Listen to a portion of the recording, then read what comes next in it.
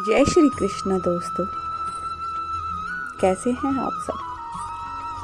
आज मैं आपको बताने वाली हूँ कि जीवन में सफलता प्राप्त करने के लिए भगवान श्री कृष्ण के विचारों को अगर अपनाया जाए तो कोई भी आदमी उन्हें अपने जीवन में उतारकर सफलता का स्वाद चख सकता है, क्योंकि हमारे भगवान श्री कृष्ण हैं ही इतने अच्छे और उनके अनमोल विचार उससे भी ज़्यादा उत्तम।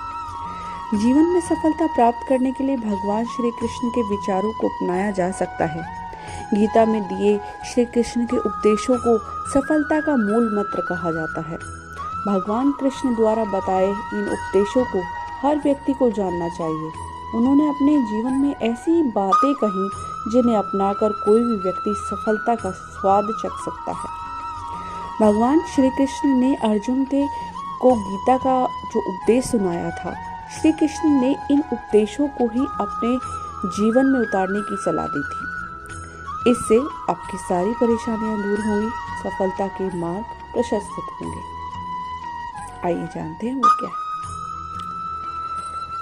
मृत्यु अटल सत्य है। भगवान श्री कृष्ण गीता में कहते हैं, जिसका जन्म हुआ है उसकी मृत्यु भी निश्चित है, इसलिए इसे लेकर शोक करना व्यर्थ है। कर्म वह फसल है जिसे इंसान को हर हाल में काटना ही पड़ता है, इसलिए हमेशा अच्छे ही बीज बोएं ताकि फसल अच्छी हो। कुछ लोगों में बिना वजह संदेह या शक करने की आदत होती है। ऐसे लोग कभी खुश नहीं रह पाते हैं। जैसे समुद्र के पार जाने के लिए नाव ही एकमात्र साधन है, उसी प्रकार स्वर्ग के लिए सत्य ही एकमात्र सीढ़ी है और कुछ और नहीं। ईश्वर आपको हर समस्या से निकाल सकते हैं, इसलिए हमेशा अपने ईश्वर को याद रखें। गीता में कहा गया है कि जो व्यक्ति ईश्वर को याद करते हुए अपने प्राण का त्याग करता है, उसे सीधे भगवान का धाम मिलता है। अगर आप बुद्धिमान हैं तो इसे नेक काम में खर्च करें। बुद्धिमान होकर चापलूसी करने या किसी प्रकार का षड्यंत्र रचने के बजाय निस्वार्थ भाव से समाज की भलाई करें। धरती पर जिस प्रकार मौसम में बदलाव आता है, उसी प्रकार जीवन में सुख और दुख आता जाता रहता है। गीता में कृष्ण अर्जुन से कहते हैं कि मोह को छोड़कर सत्य को जानने का प्रयास करें।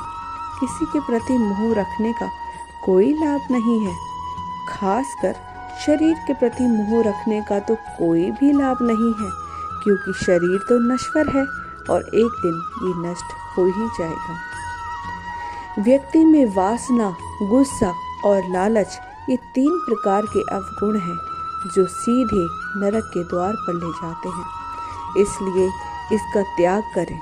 इन अवगुण का त्याग कर आप सुखी जीवन को व्यतीत कर सकते हैं। व्यर्थ की चिंता और भय एक रोग के समान है जो आपकी आत्मीय शक्तियों को छीन कर सकती है। गीता में श्री कृष्ण कहते हैं, केवल डरपोक और कमजोर लोग ही चीजों को भाग्य पर छोड़ देते हैं, क्योंकि जो मजबूत और खुद पर भरोसा करने वाले होते हैं वो कभी भी नियति और भाग्य पर निर्भर नहीं रहते हैं। इसलिए दोस्तों, अपने कर्मों पर ही विश्वास करें, फल की चिंता कभी ना करें। उसके लिए श्री कृष्ण है ना, हमेशा अपने ही कर्मों पर दृष्टि रखें कि आप जो भी कर्म कर रहे हैं वो सही हो, सही मार्ग पर हो।